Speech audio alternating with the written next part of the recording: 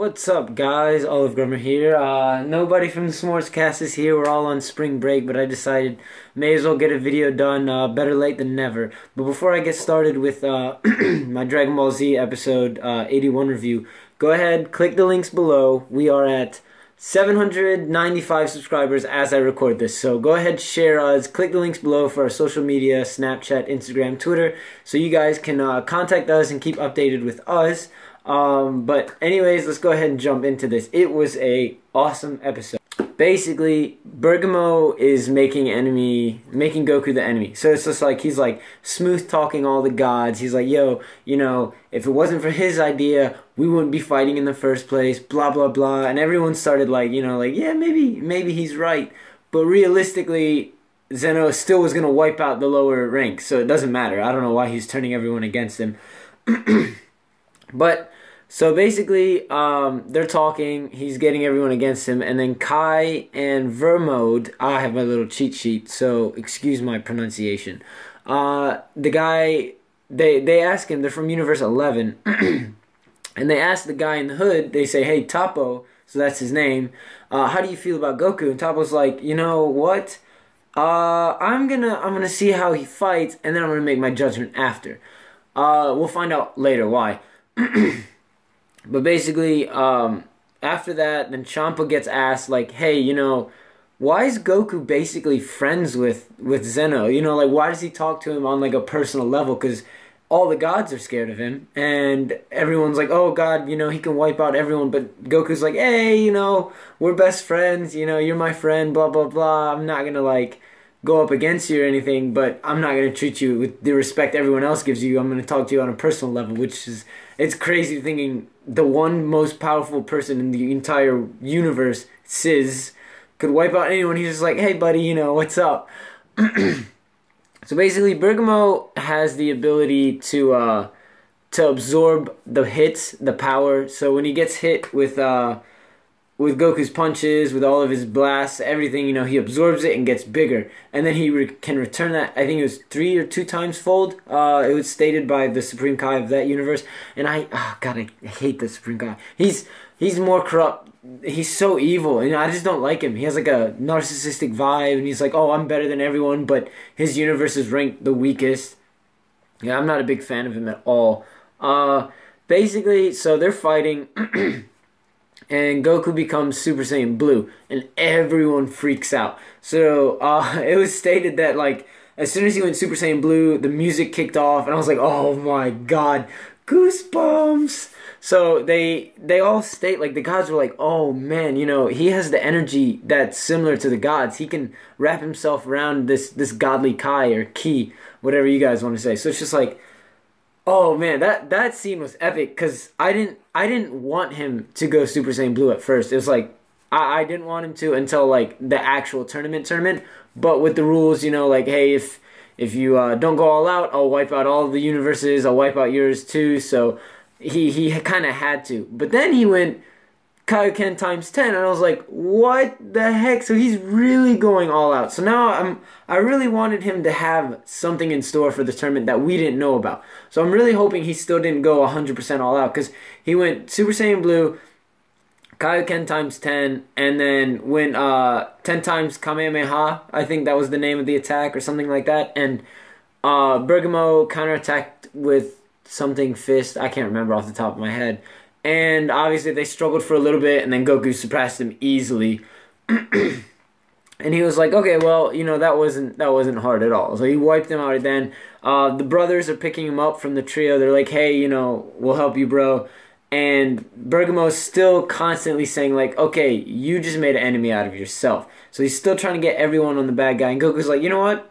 Whatever, I don't care. I'm going to beat everyone. So he looks at all the other gods and all the other Kais, Supreme Kais, and they're like, he's like, yeah, you know, send all your best fighters. I'll win. So it's just like, okay, well, I hope you do. But after that, like, the fight itself was like, it was really cool to see him go all out in the beginning, but I still wanted him to save some for later. But I mean, the fight didn't last too long. He just kind of outsmarted him, which, I mean, you got to give it to Goku. He's a fighting mastermind. Like, he knows how to fight. So after the fight, it was stated that the survival match is going to be a Royal Rumble. So the actual universe survival arc is going to be a giant Royal Rumble with 80 people. And it's just going to be like, okay, hold on. Wait a second. This is not what I thought it was going to be. Because at first they were like, okay, here are the rules. So you win by knocking opponents out of the ring. I'm using my cheat sheet. No weapons. And killing and flight is prohibited. So you can't fly, which knocks out the second trio brothers. So he can't use his, like Krillin. I guess even the Saiyans can't fly and stuff like that. So it's like you have the power of flight prohibited. Killing opponents and weapons, obviously, like that kind of makes sense. Like you want this to be a pure one-on-one fight. I am kind of surprised though at the killing opponents, because I was listening to For Neverworld and he was like, yeah, why wouldn't they want to kill opponents if they're gonna wipe out the universe anyway? So I think maybe there's something in store for later. Like maybe they're still gonna take the top fighters of those universes and put them in maybe a different universe. So maybe just they survive and they do something else. They train, they go to the stronger universes. Who knows? Like I don't know why he wouldn't want the opponents to be killed, unless maybe they just want it as a civilized tournament. Also, they said that the time limit was going to be 100 tacks, which is 48 minutes for normal time. So after that, that's when it was stated. Because Liz was like, hey, you know, don't you think that'll be a long time for all these one-on-one fights? We need to do something about that since it's 48 minutes each. And then oh god, I forgot his name, Eldekai or whatever, the guy right below Zeno, I completely forgot his name. He was like, oh no, this will be a Royal Rumble. And basically now we know teamwork's going to be needed. That's one thing Goku doesn't do. Vegeta doesn't do that well either. So what I'm wanting is, actually I'll get to that in a second. After that's stated, Toppo jumps in and he's like ready to fight Goku to see if he's good-natured. And he states that he's part of the Pride Troopers. So I guess maybe his power is to defeat evil. So he's going to be fighting Goku. He's going to find out, okay, Goku's not evil-natured. I can't defeat him. So maybe something like that. I think that's my theory on what's going to happen. And then Goku also was like, okay, you know, I've never been the villain before, so this is going to be fun. Let's go ahead and fight because I wasn't satisfied. So that's going to happen in the next few episodes.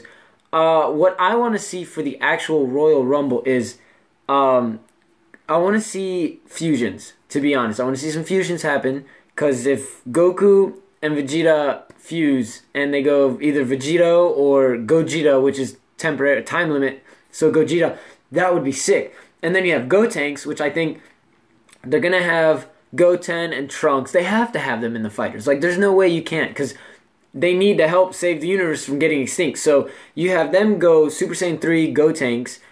Right there, that's 30 minutes of the time. 30 minutes out of the 48. So what they can do is fight for 18 minutes, and then Fusion Ha, and then fight for another 30 minutes and survive. Because, I mean, Gotenks is strong. Gotenks went Super Saiyan 3, no problem.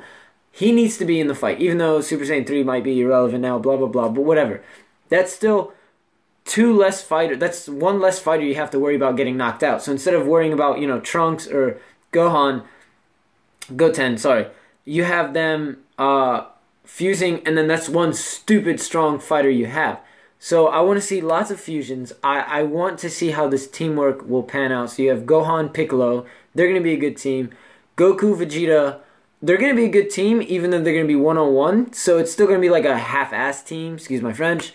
I'm really excited to see how this will pan out over the next few episodes, because you have teamwork, no flying, all these rules. I want to know how the Z Fighters are going to do it, and I want to know who's going to be on that team. So obviously Boo, Gotenks, Vegito, you know, that's 5 fighters right there. Piccolo, Gohan, 7. I'm ready to see this. Anyways, guys, tell me what you think. What are your theories? What you're looking forward to the most. Like, comment, share, subscribe. Definitely check out the links below. And in honor of Dante, thanks for watching. See you next time. Peace.